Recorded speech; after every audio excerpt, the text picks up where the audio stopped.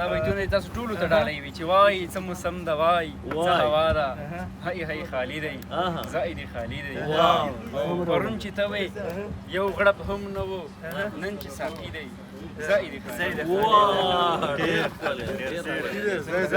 مومن صاحب ځه مومن صاحب نه پتنګ چې د شپې ترنم اخ موړي ترنم کې تا نه دی اورېدلی ترنم تا نه دی اورېدلی لږ اخي لږ درشات سټارټ کړه کنه ویډیو پیغلو مجلس پرېږده روډ دې بدي کړې پتا یې خلاصوي نه او ما درته ویل پوره به یې نه کړې د یارانې خبرې ډېرې ګرانې دي نه ما درته مودې ته وی مودي ته وی منل دې نه کړل چې هغې سار ته تلې ګونډه دې کړل ما درته ویل چې بېلتون شته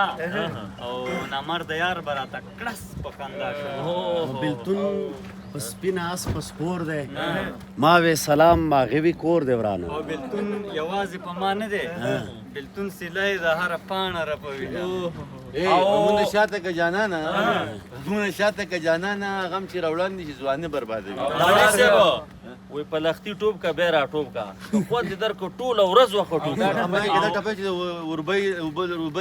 روپۍ د ګاډي وړي شي دا پیدا ته ډالۍ او یو مې جوړ کړی کمیس پروت دی دا بل کمیس د یار غیموله دا ټپه دې استاد ته ډالۍ وي چې مودې ته وی چې لږه کښېنه تو ګذر سپینه لمن ټاس واله چې سمه دانش صاحب ته یوه زه ډالۍ کوم د نیمې لارې مل دې زه وم د پاتې لارې مل دې خدای جوړ شوی مننه ښایسته هوا ده که نه باران دی نو هغه نری نری باران دی که نه پشم باران دی ستوری صاحب وایي ډېر ښایسته ترنم کوي ترنم دې اورو استاد بیا به روان شو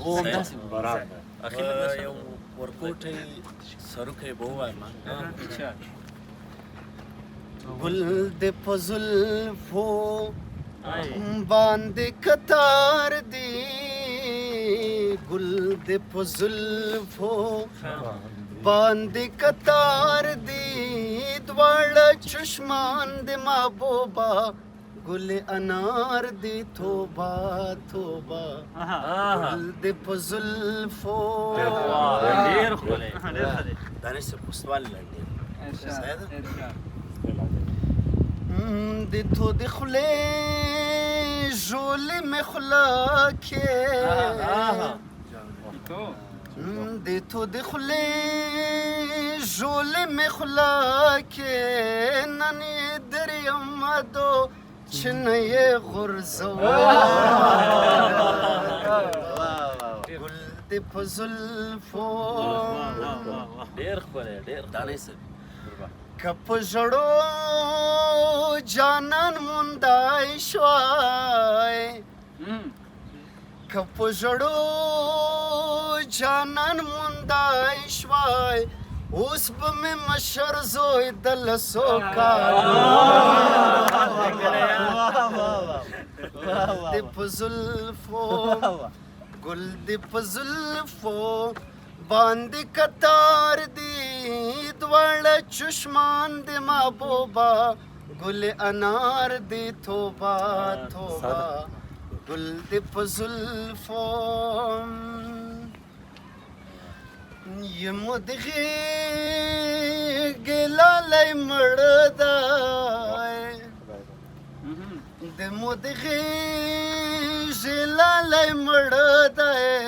د زړه په غوښو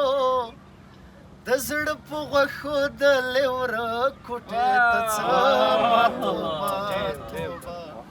ګل دې په زلفو ډېر ډېره مزه وکړه سترګو کې ویښته چې د لیوره کټ ته ورځم پټې ټوله ورځ ودرېږو واورو که نه نه مړېږو اکثره هغه هیوادوال چې په اروپایي او په غربي ټولنه کې ژوند کوي دې سره د خپلو بچو د آینده یا د مستقبل فکر وي چې زما بچي به په دغسې محیط په دغسې ټولنه کې ژوند کوي خو طبیعي خبره ده چې دغه ټولنې او دغه محیط اثار به په دغه ماشومانو باندې وي نو که چېرته تا سره د خپلو بچو دغسې غم وي راځه دا هیڅ فکر مه کوه الحمدلله من قرآن کور اکاډمي جوړه کړې ده چې دا اوس موږ سره په لسګونو تعداد باندې الحمدلله ماشومان د روزنې لاندې دي هغې لپاره موږ خپل کاریکورم او درسي مواد لرو چې په هغې کې دوی ته هم د مور و پلار حقوق همدارنګه د معاشرې آداب همدارنګه هغه د شریعت مخالف یا زموږ او ستاسو د افغاني کلتور او عنعناتو مخالف کومې خبرې چې دوی ته په مکتب یا په محیط کې